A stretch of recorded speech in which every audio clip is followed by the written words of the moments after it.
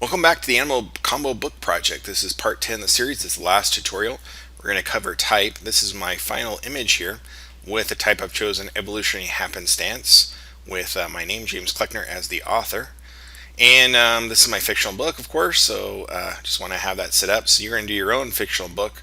You can name it whatever you want and then put your name as the author at the bottom somewhere in the scene here. So what I'm going to share with you is type and how to work with type. But let's make sure we're all in the same workspace. So if you click up here on this little widget right here, or you can click on the little arrow here, you can go to the workspaces. And I'm going to reset my Essentials workspace. This is the workspace I'm going to be in. So if you click on the Essentials right here, you can be in it. And what I want to do is I'm going to double click on the color property here tab, and what that'll do is it'll expand the properties, so you can see here. So I have some type here already set up, James Kleckner, and here's all the properties for that. But in order to create type, the type tool is over here on the left in your tool palette. If you hold the mouse on the icon here, you can go down to the other type options. We have a vertical type versus the horizontal, and then there's some masking tools for type you can use. But we're just going to use the horizontal type tool, which is the standard one you usually use. And all you got to do is click in the scene here, and it generates lorem ipsum filler type, and then you can type out whatever you want. So I'm going to type out, my name again.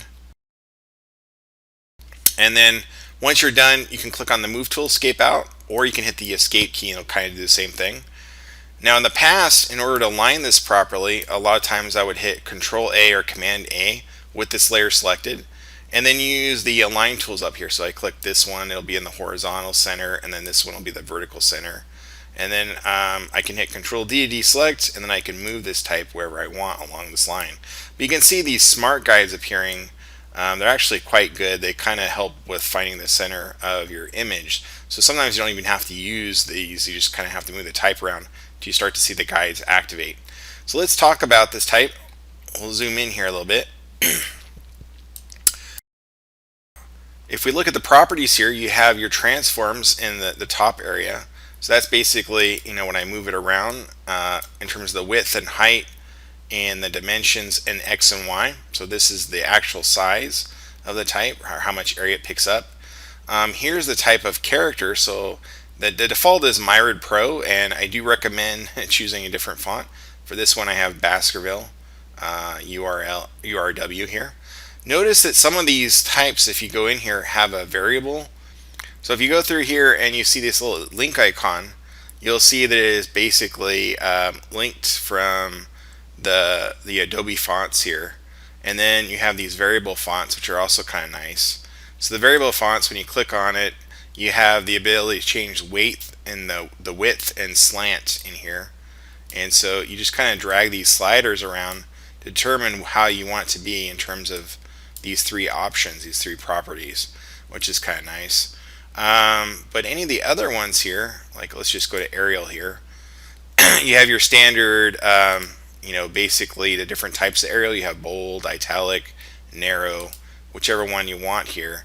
And then here's the size of the font. Now it goes up to 72 points, but you can type in a larger number. So if you highlight this, the 72, and type in, say, 200, it'll be 200.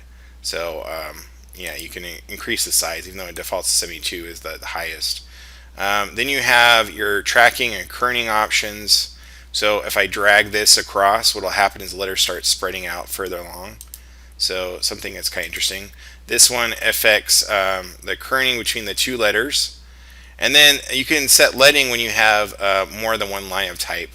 You can have leading, it's an old term, comes from typography, lead setting from old printing presses. But there was actually a piece of lead between the type to measure between the two distances. So it just increases the distance between the two.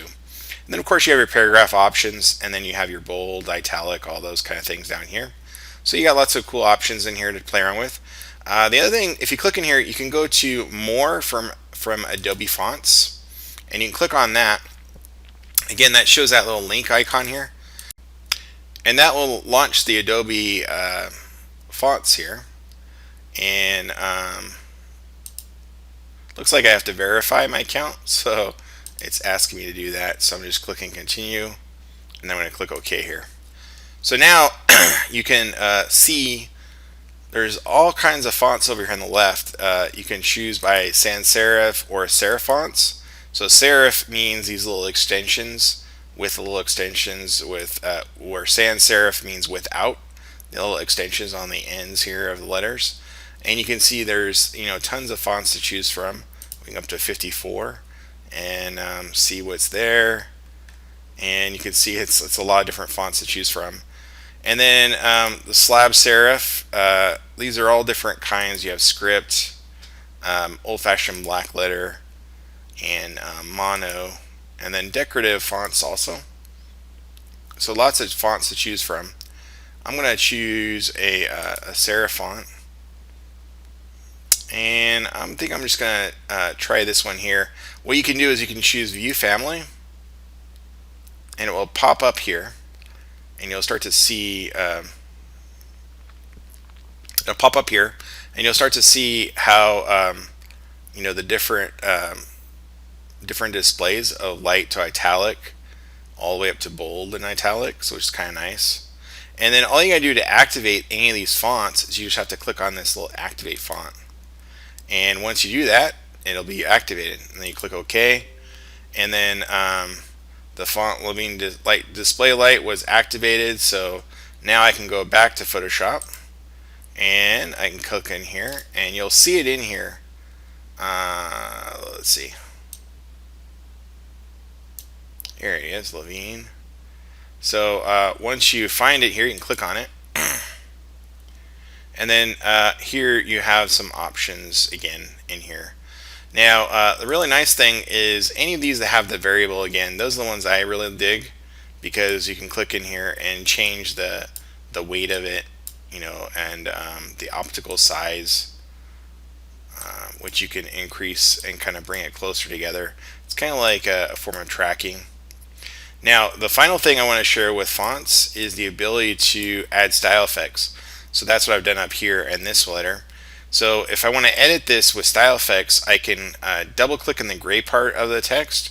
I can also go to the FX icon here and choose any of these, like bevel emboss, and that will bring up the layer style effect. Then to activate any of the style effects, you just click on the word, and over here in the middle we'll have the properties to that effect. So this is bevel emboss. So if I increase the size, soften it, you'll see an update that happens down here. Let's see. If I want to add a drop shadow, for example, I can click on the word drop shadow, and then I can interactively move around in here, which is kind of cool.